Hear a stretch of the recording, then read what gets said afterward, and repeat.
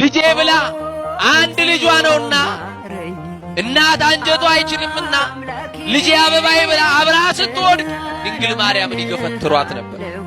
ዮሐንስ ድንግል ማርያምን ያቅፋት ነበር። ፊቱ በደም ተጨማልቋል። እየሄደች ፊቱን ትጠርግለታለች። ልጄ ትላለች። ቋንቋ አጣች። ቃላት አጠሯት። ምን ብላ ትንገረው? ምን ብላት? እንዴት አይነት ትሕትና ነው!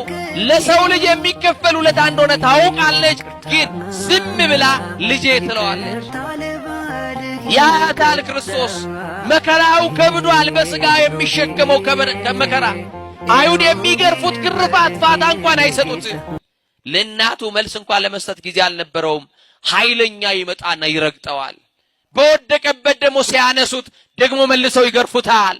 ደግሞ የዕውሩን ዓይን በጭቃ ቀብቶ የፈወሰውን ጌታ ፊቱን በጨርቅ አሰሩና መኑ ጸፋይ ከክርስቶስ ተነበይ ለከ። ማን ነው በጥፊ የመታ? እስቲ ትንቢት ተናገር አንተ የእግዚአብሔር ልጅ ከሆንክ እስቲ እያሉ እያፌዙበት በጥፊ ይመቱት ነበረ። ራሱን በዘንግ ይቀጠቅጡት ነበረ። የጎን አጥንቱ እስኪታይ ድረስ ነበር የተገረፈው። ከአዳም ጎን አጥንት አንዲቷን አንስቶ ሔዋንን የፈጠረው እግዚአብሔር ጎድኑ እስኪታይ ተገረፈ ክርስቶስ። ይሄ ብቻ አይደለም። አናትን በስቶ የሚገባ የሾህ ዘውድ የሾህ አክሊል አምጥተው በራሱ ላይ ያደረጉ። እሾሁ የዘለቀ በጭንቅላቱ ላይ ሲሄድ በዓይኑ፣ በጆሮ፣ በአፉ ደም ይፈሰው ነበረ። አንድም ሰው አራራለትም። ያዳናቸው ሰዎች ነበሩ። እነ መጻጉዕ ነበሩ። 12 ዓመት ደም የፈሰሳት ሴት ፈውሶኛል፣ ለምን ትመቱታላችሁ? እኛን በፈወሰ ያለ ሰው አልነበረም። የዳኑ ሰዎችም ጸጥ አሉ። እባካችሁ ተውት፣ አሳርፉት ያለም ሰው አልነበረም። ሁሉ በሞቱ ተባበረ፣ ዝም አሉ። ዮሐንስ እያለቀሰ ይከተለዋል። በአንጻረ መስቀል ቀዊሞ ዮሐንስ በከየ። በመስቀሉ አጠገብ በመስቀሉ ትይዩ ላይ ሆኖ ዮሐንስ አለቀሰ። እንዘይብል እንዲህ ብሎ ወይሌ ወይሌ ወየው ወየው አለ። ዓለምን የፈጠረው ክርስቶስ እንደ ባሪያ ያዙት። ዓለምን በመሃል እጁ የያዘውን ያዙት።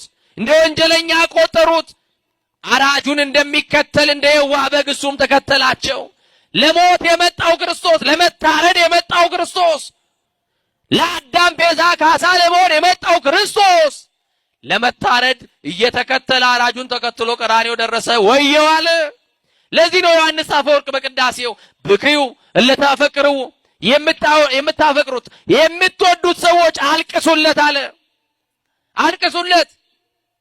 አማኑኤል ሆይ ለኔ ብለህ ደማ በሉት፣ ለኔ ብለህ ቆሰልክ በሉት፣ ለኔ ብለህ ተገረፍክ በሉት፣ ለኔ ብለህ አናትን በመቃ በዘንግ ተመታ ብላችሁ አልቅሱ። ይታያችኋል ግርፋቱ፣ ይሰማችኋል ህመሙ፣ ይሰማችኋል ያ ስቃይ ያ ሰቆቃ። አይሰማንም ወገኖቼ። በሞቱ በኩል እኛ ክርስቶስን መምሰል አንፈልግም። ይህንን ሁሉ ዮሐንስ ከድንግል ማርያም ጋር ያይ ነበረ። ቀሚሱ በደም ርሶ ነበረ። ይሄ ዮሐንስ በዓይኑ እያየ ነው። ከክርስቶስ ትንሣኤ በኋላ ሰማይ ተከፍቶ ዮሐንስ ሲመለከት ከሰማይ ያላወረደውን ሥጋ ወደ ሰማይ ይዞ የወጣው ወልደ ማርያም የማርያም ልጅ ክርስቶስ አካላዊ ቃል ክርስቶስ የባሕርይ አምላክ የሆነው ክርስቶስ በሰማይ በአባቱ ቀኝ በዙፋን ሲመለከተው በአንባ ፈረስ ላይ የተቀመጠው ነጭ ልብስ ለብሷል ያለው ስም ተጽፎበት ነበር ያለው ደም የተነከረ ቀሚስ በደም የራሰ ልብስ ለብሷል ብሎ የተናገረለት ክርስቶስ በቀራንዮ አደባባይ ላይ የለበሰው እኛን ጸጋ ሊያለብሰን እሱ እርቃኑን የተሰቀለው ክርስቶስ ቀሚሱ በደም ተጨማልቆ ዮሐንስ ተመለከተ። ያንን ውለታ እንድናስብ ነው። መድኃኔ ዓለም ያደረገልትን እንድንተርክ ነው።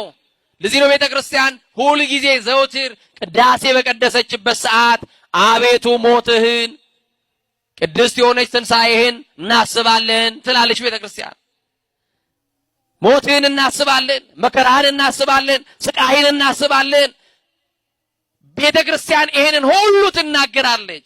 ስለዚህ ወገኖቼ በዛሬው ዕለት ኢየሱስ ክርስቶስ ያ የለበሳት ያቺ ቀይ ደም በደም የተነከረው ልብስ ስለኔና ስለናንተ የፈሰሰ ደም ነው። እንዲህ ተብሎ ተጽፏል።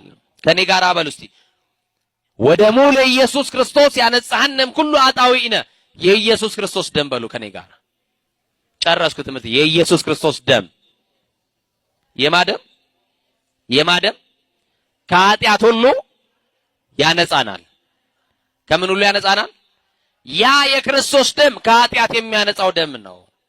ቀሚሱ በደም ተሸፍኖ ነበር ብሎ የገለጸው ያ ቀሚስ የተባለው እኔና እናንተ ነው። በደላችንን እንዳጥብልን ሲናገር ነው። ለኃጢአት ስርየት የፈሰሰው የክርስቶስ ደም የሚያነጻ ደም፣ የሚፈታ ደም፣ ኃጢአታችንን የሚሰርዝ ደም ነው።